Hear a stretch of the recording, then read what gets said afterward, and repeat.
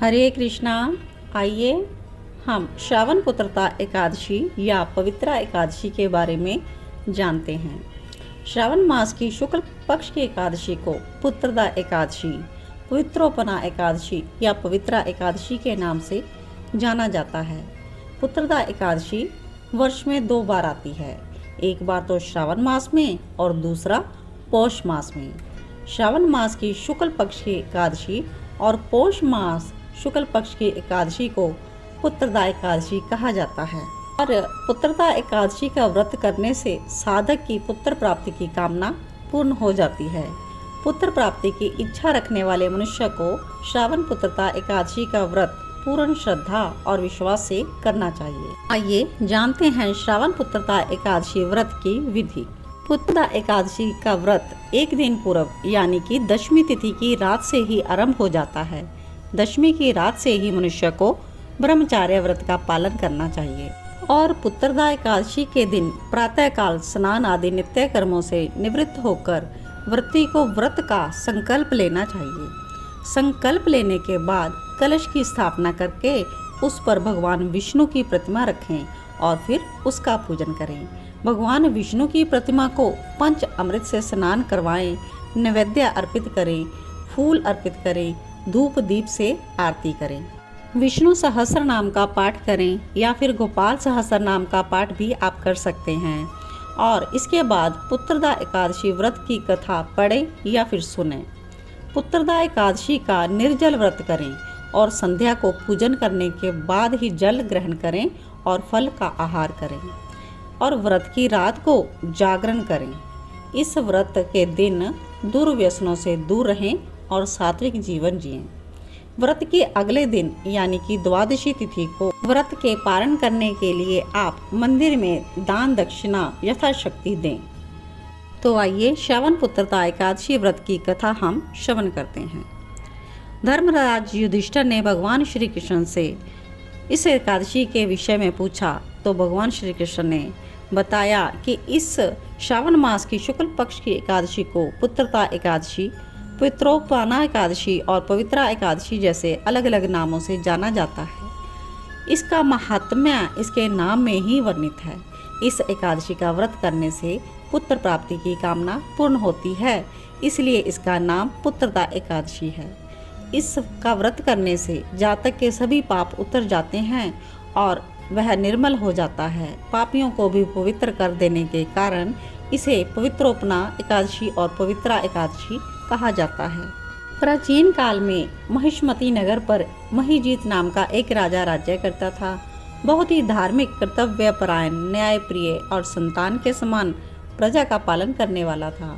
उसके राज्य में प्रजा सुख और आनंद का अनुभव करती थी। राजा महिजीत के कोई संतान नहीं थी, इस कारण से वो बहुत दुखी रहते थे और इस दुख के कारण उनको किसी भी चीज़ में आनंद का अनुभव नहीं होता था। उन्हें ऐसा लगता था बिना पुत्र के मनुष्य अपने पितृ ऋण से ऊऋण नहीं हो सकता। बिना संतान के मनुष्य ना तो इस लोक में सुख का अनुभव कर सकता है और ना ही परलोक में सुखी रह सकता है। इसी दुख और चिंता के कारण राजा हमेशा चिंतित रहता। राजा ने पुत्र प्राप्ति के लिए अनेक उपाय किए, परंतु उसकी मनोकामना पूर्ण नहीं हुई। धीरे धीरे समय व्यतीत हो गया। राजा की चिंता और गहरी हो गई।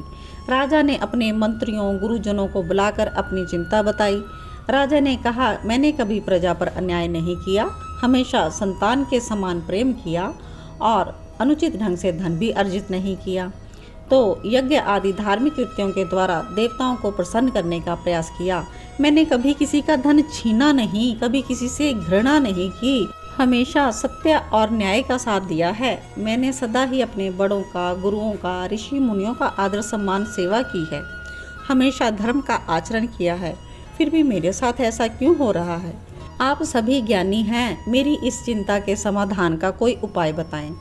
राजा के वचन सुनकर सबने राजा को सांत्वना दी और उनके जल्द ही उन्हें चिंता के समाधान का विश्वास भी दिलाया। उसके बाद समस्त मंत्रीगण, गुरुजन आपस में सलाह करने लगे और सबने मिलकर यह निर्णय किया कि राजा के दुख के निवारण का उपाय ढूंढने के लिए सभी दिशाओं में प्रतिनिधि भेजे जाएं और हर संभव प्रयास करें कि जिससे कि राजा की चिंता का निवारण हो जाए। तब शीघ्र ही उन्होंने प्रतिनिधि मंडल बनाकर चारों दिशाओं में भेज दिए और वो वनों में घूम घूम कर ऋषि मुनि से मिलने लगे।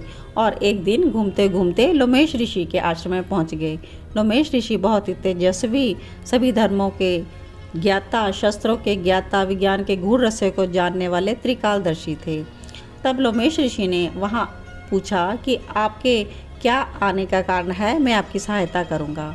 लोमेश ऋषि के ऐसे आशापूर्ण वचन सुनकर उन्होंने अपनी बात बताई और बोले, ऋषिवर, हम बहुत आशा से आपके पास आए हैं, आप ही हमारे दुखों का अंत करें। राजा महीजित बहुत ही न्यायप्रिय, धर्म का पालन करने वाले हैं, लेकिन ऐसे धर्मशील राजा के कोई पुत्र नहीं है, वो इसी बात से दुखी हैं, तो आप हमारी इस समस्या का निवारण करें। लोमेश ऋषि ने अपने नेत्र बंद किए और अपनी शक्ति से राजा के पूर्व जन्म की सारी कहानी जान ली और थोड़ी देर बाद आंखें खोलकर बताया कि राजा महीजित पूर्व जन्म में एक निर्धन वैश्य था और निर्धन होने के कारण धन प्राप्ति के लिए उसने बहुत से पाप युक्त कर्म किए हैं। एक बार ज्येष्ठ मास की शुक्ल पक्ष की दशमी के दिन वो व्यापार करने के लिए दूसरे शहर में जा रहा था। मार्ग में उसे खाने के लिए कुछ नहीं मिला। वो 2 दिन भूखा प्यासा रहा और पानी की तलाश में भी भटक रहा था। तब वो सरोवर के निकट पहुंचा तो वहाँ पर एक प्यासी गाय भी पानी पीने आ गई। तो इसने उस गाय को मारकर वहाँ से भगा दिया और पानी नहीं पीने दिया। राजा ने स्वयं पानी पीने के लिए एक प्यासी गाय को पानी नहीं पीने का अपराध किया था और दशमी तिथि से द्वादशी तक भूखा रहने के कारण अनजाने में ही उसे एकादशी का व्रत हो गया था।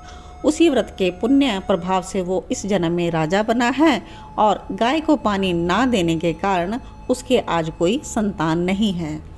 यह रहस्य जानने के बाद प्रायश्चित के विषय में पूछा गया तो उन्होंने बताया कि उस पाप के प्रायश्चित और पुत्र प्राप्ति के लिए आप लोगों को राजा के साथ श्रावण मास की शुक्ल पक्ष की एकादशी, जिसे पुत्रदा एकादशी कहते हैं, इसका व्रत करना होगा और आप लोगों को संकल्प के द्वारा अपने व्रत का पुण्य अपने राजा को देना होगा, जिससे उसके पूर्व जन्म के पाप का प्रायश्चित हो जाए और उसे पुत्र की प्राप्ति हो जाए।